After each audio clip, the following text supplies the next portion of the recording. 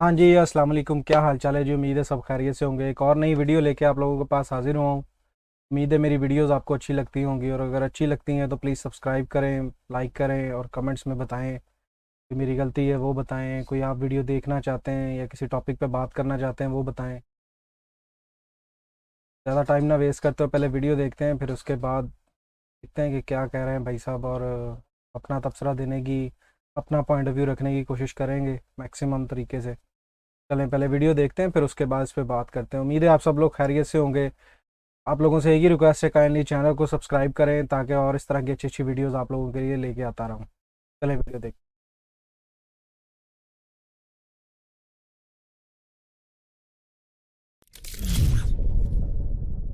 नमस्कार and welcome you to world affairs. मैं हूं प्रशांत धवन। नाउ रिसेंटली ये टॉपिक बहुत ज़्यादा डिस्कस किया गया है कि रशिया ने डायरेक्टली पाकिस्तान को ये कहा है कि अपने हेलीकॉप्टर इंजन्स, जो रशियन हेलीकॉप्टर इंजन्स पाकिस्तान के पास हैं, ये वापस लौटा दीजिए। यहाँ पर आप देख पाओगे, इस पर बहुत आर्टिकल पब्लिश हुए हैं।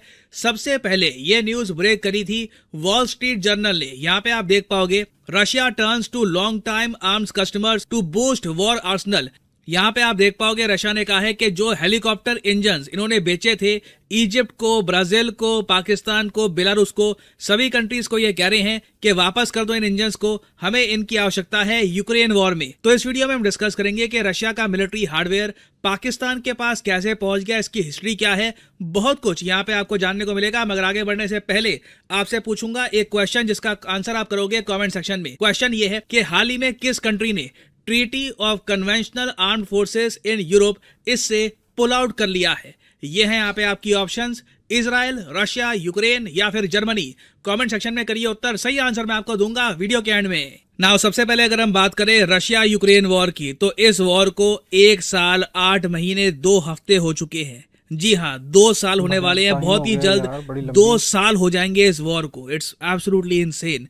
और लग रहा है कि ये वॉर पॉसिबली कई साल और चल सकती है अगर दोनों साइड्स इसी तरीके से अड़ी रही। ना रशिया अपनी तरफ से ऑब्वियसली कोशिश कर रहा है कि इनकी मिलिट्री को और सपोर्ट मिले, और अटैक हेलीकॉप्टर्स मिले, ट्रांसपोर्ट हेलीकॉप्टर्स मिले, ताकि यूक्रेन की धरती को ये जल्दी कब्जा पाए।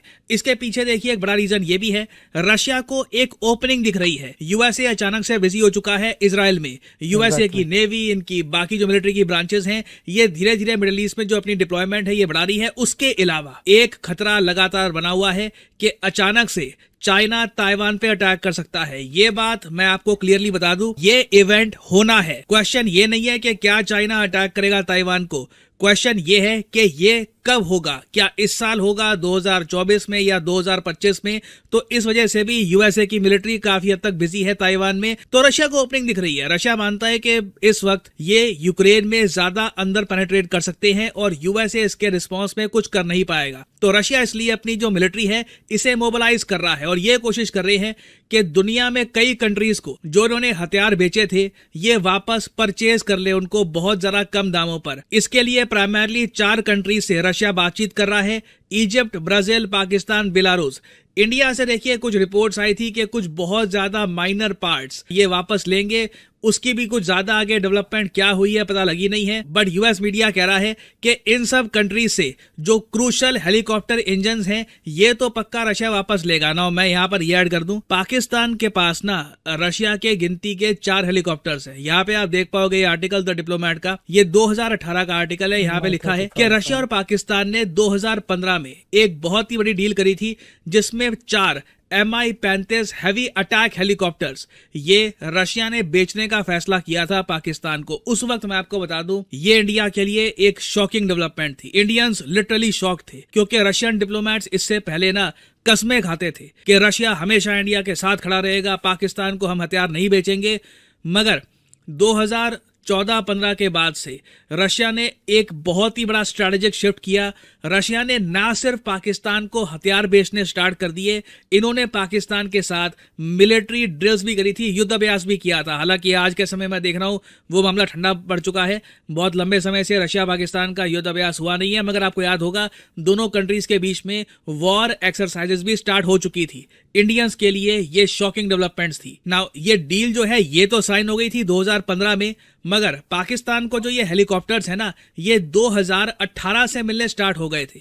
आप कह सकते हैं उस टाइम तक इमरान खान या तो पाकिस्तान में इलेक्शन जीत चुके थे या तो पाकिस्तान के नए प्राइम मिनिस्टर बन चुके थे। तो जो हेलीकॉप्टर्स पाकिस्तान ने परचेज किए थे, साथ ही साथ बताया जाता है कि कुछ हेलीकॉप्टर्स के इंजन्स भी इनको एक्स्ट्रा मिले थे। तो रशिया यहाँ पर कह रहा है कि अभी सारा माल हमको वापस कर दो, हमें इसकी आवश्यकता है, we need this. Now Pakistan ने अपनी तरफ से एग्री किया है या नहीं किया, इसके बारे में कोई खास डेवलपमेंट सामने नहीं आई है। पाकिस्तान की गवर्नमेंट हो सकता है कि ऑफिशियल तौर पे रिप्लाई करे कि नहीं, हम वापस नहीं कर पाएंगे, या फिर रशिया को ये इनफॉर्मली मना करके मीडिया को ये कह दे कि ऐसी कोई रिक्वेस्ट रशिया से आई नहीं है। बट वर्ल्ड मीडिया कन्विंसिंगली कह रहा है कि बिल्कुल रशिया ने पाकिस्तान को कहा है कि जो 2015 की जो डील वाले हेलीकॉप्टर थे वापस कर दो, हमें इनकी आवश्यकता है। आप एक बात ये नोट कर लो, वर्ल्ड मीडिया ने कहीं से ये नहीं कहा कि ऐसी रिक्वेस्ट रशिया ने इंडिया को करी है। अभी तक ये रिपोर्ट सामने नहीं आई कि रशिया ने S-400 जो मिसाइल डिफेंस सिस्टम है इंडिया से वापस मांग लिए। तो उस केस में मैं कहूंगा कि रशिया की सरकार ने अभी भी इंडिया की जो सिक्योरिटी नीड्स हैं उनको प्रायोरिटी दी है। मगर इन चारों देशों में से सबसे ज्यादा मैं कहूंगा मुश्किल स्थिति है इजिप्ट की। इजिप्ट देखो एक ऐसा देश है जिसने बड़े स्केल पर रशिया के अटैक हेलीकॉप्टर्स परचेज किए थे, 100 से ऊपर अटैक हेलीकॉप्टर्स। तो ऑब्वियसली इजिप्ट के पास रशिया के बहुत सारे अटैक हेलीकॉप्टर वाले इंजन्स भी हैं। तो रशिया ने रिसेंटली अपने ऑफिशियल्स को भेजा कायरो में। कायरो इजिप्ट की राजधानी है, ऑलराइट। तो यहाँ पे रशिया के ऑफिशियल्स गए, उन्होंने कहा कि देखो हमें नीड है, ये जो इंजन्स है हेलीकॉप्टर इंजन 100 से ऊपर हमें चाहिए, हमें ये वापस दो। और ये देखो रशिया के लिए बहुत ही इंपॉर्टेंट है। पाकिस्तान वाले मिले ना मिले कुछ इतना फर्क पड़ता नहीं है, गिनती के 4 ही है। इजिप्ट मैं कहूंगा यहाँ पर मेन कंट्री है। तो इन हेलीकॉप्टर्स को रशिया वापस चाहता था। जो अब्दुल फताह अल सीसी है इजिप्ट के रूलर, इन्होंने एक बार को एग्री भी कर दिया। इन्होंने ये कहा कि 100 क्या, हमारे पास जो एक्स्ट्रा इंजन पड़े हैं 150 के आसपास, ये सब हम आपको डिलीवर करना स्टार्ट कर देंगे। ये बात चल रही थी, मगर अचानक से क्या होता है, अमेरिकन्स कूद जाते हैं। इजिप्ट के रिलेशंस ना सिर्फ रशिया के साथ, अमेरिकन्स के साथ भी बहुत अच्छे हैं। तो अमेरिकन्स यहाँ पे कूद जाते हैं और अमेरिकन्स ये कहते हैं कि अरे तुम रशिया को ये इंजन्स क्यों दे रहे हो, ये इंजन्स उनको ना देकर तुम यूक्रेन की हेल्प करो। तुम्हारे खुद के बने हुए कुछ मिसाइल्स होंगे, कुछ हमारे पास हथियार होंगे, यूक्रेन को दो, यूक्रेन को हेल्प चाहिए आज के समय। और इन दी एंड इजिप्ट ने क्या किया, अपने सारे प्लान कैंसिल कर दिए। इजिप्ट ने कहा रशिया को कि देखो यूएसए के प्रेशर की वजह से हम तुमको इंजन्स नहीं दे पाएंगे। साथ ही साथ इजिप्ट ने यूएसए को भी कह दिया कि देखिए हम भी यूक्रेन की हेल्प नहीं कर पाएंगे, रशिया के साथ हमारे थोड़े बहुत रिलेशंस हैं। और आपको मैं यही बता दूं, इजिप्ट फूड के मामले में, खाने के मामले में, वीट के मामले में रशिया यूक्रेन पर बहुत डिपेंडेंट है। आपको पता होगा जब से रशिया यूक्रेन की वॉर स्टार्ट हुई है, इजिप्ट ने गेहूं परचेज करना स्टार्ट कर दिया है इंडिया से। इंडिया के लिए ये काफी बेनिफिशियल रहा है। तो इजिप्ट लॉन्ग टर्म में अपने रिलेशंस रशिया के साथ खराब करना बिल्कुल भी बर्दाश्त नहीं कर पाएगा। It will be disasters for them. But eventually मेरा मानना है कि इजिप्ट, पाकिस्तान जैसे देश इस इशू को लेकर न्यूट्रलिटी नहीं रख पाएंगे। जैसे जैसे टाइम बीतेगा इनको एक निर्णय लेना होगा कि क्या ये जो हेलीकॉप्टर इंजन्स हैं ये रशिया को सप्लाई करेंगे या फिर नहीं। पर्सनली आप अगर मुझसे पूछे, मुझे लगता नहीं है कि पाकिस्तान ये इंजन्स रशिया को देने वाला है। और आप अगर रशियन पर्सपेक्टिव से सोच कर देखो तो ये सब जो रशिया आज के समय कर रहा है ना, इससे रशिया की जो क्रेडिबिलिटी है इसका सत्यानाश हो रहा है। कल को कोई भी देश रशिया से हथियार परचेज करने से पहले 100 बार सोचेगा कि जो हम परचेज कर रहे हैं, कल को इनकी खुद की वॉर स्टार्ट हो गई, ये तो हमारे दरवाजे पे आ जाएंगे, कहेंगे वापस बेचो हमको, हमें नीड है इसकी। तो again this is a huge problem. Russia के लिए ये मेजर इशू है और इनको कैसे ना कैसे करके इसे रिजॉल्व करना होगा। मेन फोकस ऑब्वियसली रशिया का रहने वाला है इजिप्ट में। अगर इजिप्ट से इनको इंजन्स मिल जाते हैं तो इससे रशियन मिलिट्री को बहुत ही बड़ा बूस्ट मिलेगा। नाउ फाइनली जी, तो फिर सुनिए आपने बातें यार। नो डाउट इसमें ज़्यादातर इजिप्ट का प्रॉब्लम है, क्योंकि मेन वजह यही है कि इजिप्ट ने बहुत हाई क्वांटिटी में 100 से ऊपर या 100 के लगभग जो हैं वो हेलीकॉप्टर्स लिए हैं। तो ये काफ़ी बड़ी एक अमाउंट बनती है, काफ़ी बड़ी मतलब क्वांटिटी बनती है। ऑफ कोर्स उसके साथ साथ एक्स्ट्रा इंजन्स भी लिए हैं। तो आप इस लिहाज से कह सकते हो ठीक है जी, वो कोई ऐसी डील हो जाए वो कहें जी अभी फ़िलहाल आप दे दो हमारा साथ में क्या उसे कहते हैं फैक्ट्रीज़ में या जिधर भी वो सारा काम चल रहा है, तो हम आपको वापस दे देंगे और या फिर आपको इसके साथ कुछ और बेनिफिट्स भी देंगे, कुछ इस तरह की डील भी वो करना चाहें। लेकिन प्रॉब्लम भला क्या है, प्रॉब्लम ये है कि वो ये जो छोटे मुल्क होते हैं ना, ये इसी इसी वजह से फंस जाते हैं पाकिस्तान की बात करें तो हमने तो सिर्फ 4 ही लिए हैं, तो वो it's not a big amount. उसने भी ऐसे ही बोला है कि पाकिस्तान के लिए इतना प्रॉब्लम नहीं है, 4 जहाज़ हैं और उसके जो वो अगर दे भी देगा तो कोई इतना मुझे नहीं लगता फ़र्क तो पड़ेगा, ऑफ कोर्स फ़र्क पड़ेगा, लेकिन ये है कि हो सकता है कि फ्यूचर में वो लोग साल 2 साल बाद डेवलप करके या नई टेक्नोलॉजीज उसमें डेवलप करके वापस दे दें, या इंजन कोई और नए अच्छे मॉडिफाई करके।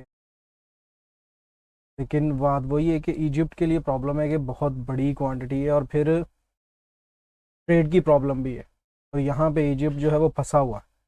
अगर वो रशिया को सपोर्ट करता है तो अमेरिका की तरफ से छितर पड़ते हैं। मतलब सारी कंट्रीज़ के लिए ऐसे ही है, क्योंकि ये दो बड़ी कंट्रीज़ जो हैं ये वो कहते हैं हमारी तरफ आओ, वो कहते हैं हमारी तरफ आओ, तो उस चक्कर में छोटी कंट्रीज़ जो हैं वो पिस रही हैं। तो वो बेचारे जो हैं न्यूट्रल रह के चलने की कोशिश कर रहे हैं, लेकिन कई जगह पे नहीं रहा जाता, प्रॉब्लम ऐसी हो जाती है, सिचुएशन ऐसी बन जाती है, मजबूर हो जाता है बंदा।